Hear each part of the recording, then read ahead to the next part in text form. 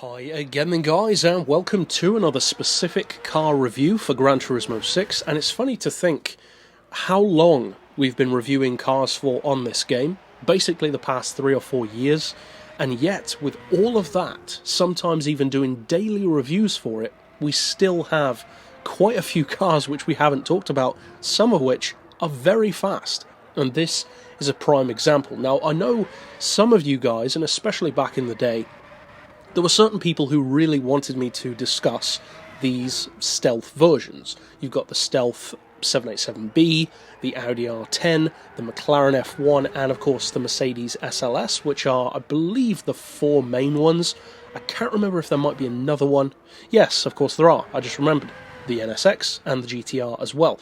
And there might even be more that I've forgotten, but the primary ones are the R10 and the 787B. In terms of their performance, those are the two top tier versions. Now, these cars are very interesting to me because, as many of you have probably guessed, I don't like them. And it's not the car itself that I don't like. The car is a perfectly acceptable race car, which a ton of people have used to win races with. The Stealth GTR is a force to be reckoned with, but especially in the case of this one, even more so to be honest than with the Audi R10, this car is an insult to whoever buys it. Because the car itself is great, but this version of the car is utterly pointless. Now, on Gran Turismo 4, we had a similar thing to this, because in the used dealerships, we had 4 black versions, which were all inferior to the normal versions. They had less power, and the mileage was much higher, which meant that you could never get the power as high, because the engines were worked harder. They were a little bit cheaper, and they came round every, whatever it was, like 986 days or something like that. And there was a GT1, an R390, an R92CP, and a 787B. They're very interesting, it was cool to have them on the game, but beyond that, they were basically just novelty gimmicks. Just black versions of existing race cars. Now, don't get me wrong, the 787B in particular looks fantastic in black, but, funnily enough, that's the main issue that I have with this car, because this is the kind of vehicle which is borderline in my Boat series. Now, for those who are maybe much newer on the channel, Boat is a series which has one of the fewest episode counts of any on the channel, and it was for Gran Turismo 6 only. There's room for other games as well, but I just haven't included any, and that series is purely for the cars which I would say are not worth buying for anyone. Now that's a strong statement to make, and that's why there are so few cars, because even vehicles which might seem to be pointless can still have collector's appeal. But these ones included in that series, such as the Chrome lines, and in particular only a couple of the Chrome lines, they are legitimately useless cars. The R8 in particular is literally 30 to 40 miles per hour slower than the normal version, and it's heavier, and it's more expensive. It's literally a worse car. Then you get others like the XJ13, which isn't necessarily worse, it's just an insult by adding a couple of dumb stripes down the thing and paying out another 20 million. But some people buy them because they think they're going to be better. And in some ways, the specs are sometimes better. It might be a little bit lighter, for instance, to begin with. But overall, the one thing that they all have in common is that they're never any better. Even if they do have lower weight, they're no faster. They just cost the same, if not more, again. And that is the same issue that I have with a couple of these stealths. Now, the Stealth NSX, the Stealth GTR, the Stealth SLS, and the McLaren, I don't have that much of an issue with, especially the McLaren and the Mercedes, because they are genuinely different. There is no equivalent to the Stealth SLS. It's a unique car. Likewise with the McLaren. With others though, in particular the R10 and the 787B, we have the normal versions. But more importantly, the normal versions are as good, if not better, and I would say definitely better. Now, that calls the question, of course, of why this isn't in Boat, why I'm featuring it in random reviews instead. Well, the reason why is because this car isn't an affront to the player to the level of a Chrome line. This isn't worse than the normal 787B, it's just not as good. And there's a big difference, because the car itself is just as quick, but the reason why it's not as good is the price. So it's not, technically speaking, a bad car, it's just an unnecessary one.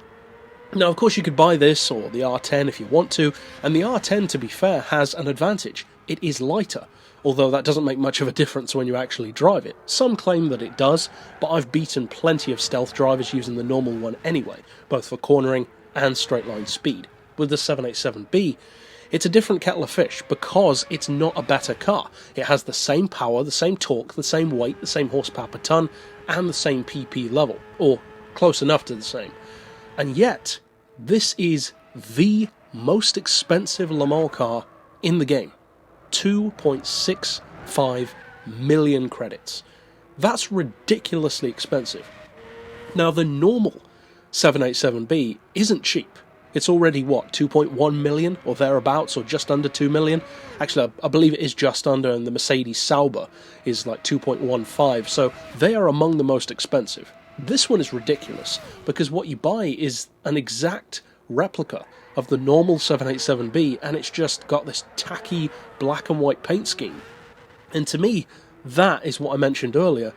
That's the way that I have an issue with this car, because in essence, it's not a bad vehicle, but the black paint that they gave it doesn't even look as good as it did on Gran Turismo 4. On Gran Turismo 4, it was totally black, and that gave it the exact kind of sleek, almost unrendered car finish that you would want, like a secret special car, which was exactly what it was.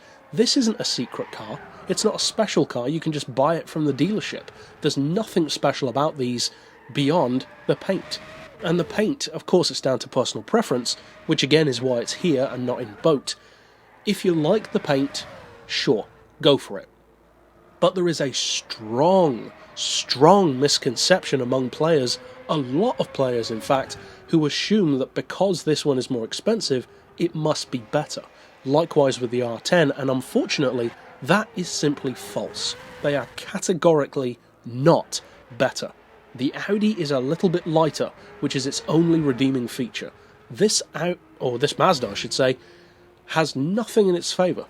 With this one, I would say don't bother. I wouldn't recommend not buying it, but I definitely wouldn't recommend buying it. If you specifically like the 787B in black, then sure, go for it.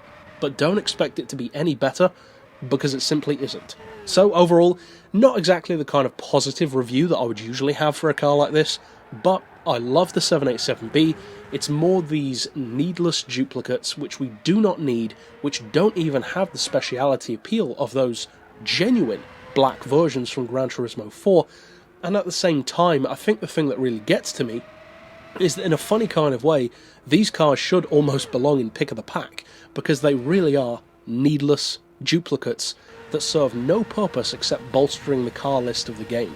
If you take out all of these extra vehicles and the needless replicas, you can easily drop 400 to 500 cars out of the entire game, and not even miss a single one of them. So overall, give it a try if you want to. Don't expect the world from it though. And don't be surprised if a normal 787B beats you. At least while the servers are still online, of course. But that's it for this pick. Of course, I'll see you guys next time, and for now, as always, thanks for watching.